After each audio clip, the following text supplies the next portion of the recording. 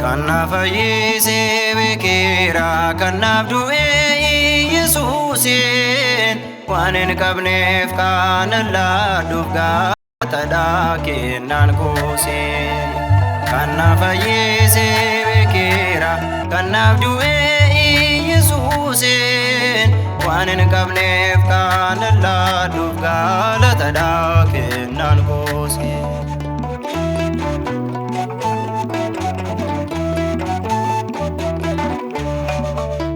Dukkana narraa fageessee isa naaf ibsee nan beeka. Kana boodaallee guutuudha duukaa bu'ee naan jiraadha. Ifti koo fi qorichi koo dura koo dhaabbatee argee. Jaalala isaaf mana isaatti jilbeeffadhee naan waaqesse. Galatasaa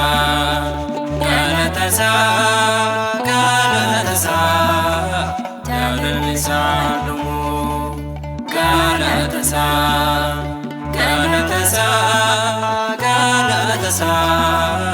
jaalalli isaa dhumu. Kanaaf fayyisee beekeera kanaaf du'ee Yesuusin waan hin qabneef kan laaduuf galatadhaa kennaan kuusin.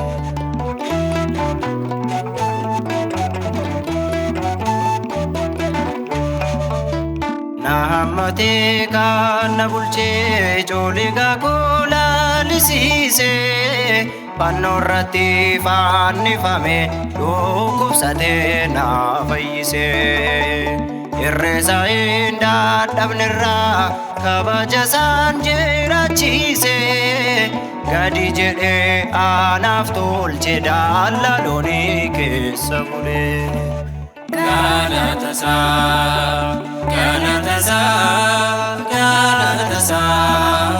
jaalalli isaa dhumu. Galatasaa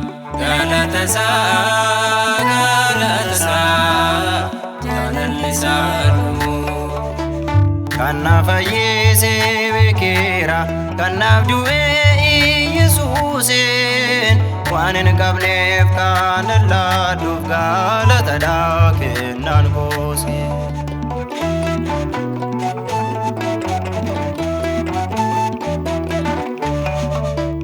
Yoon jajadhee maaltu dinqee kan dhangalaasee dhiigaasaa. Baay'ina ilmaansaaf jedhee dabarseera naaf lubbuusaa. Jaalalli koo isaa qabeetu samiirra kabajaan bu'ee. Qulqullaa'ee hoolaadii qaaraan hootti qalamee. Galatasaa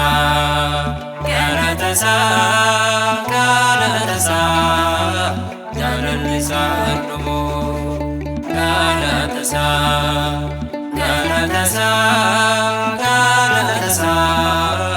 jaalalli isaa dhumu.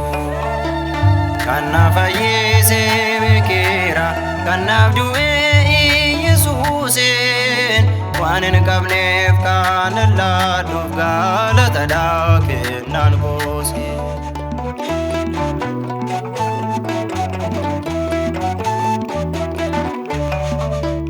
Gonfoo qoreen kaawwatee ulfina isaa hunda dhiisee.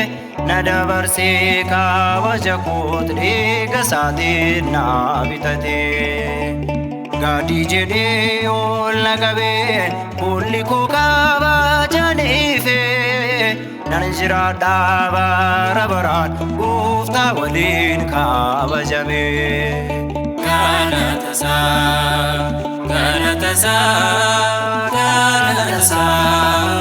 jaalalli isaa dhumu.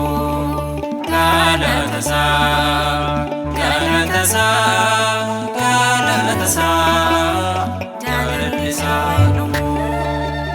Kanaaf fayyisee beekeera kanaaf du'ee Yesuusin waan hin qabneef kan laadduuf galatadha kennaan koosii.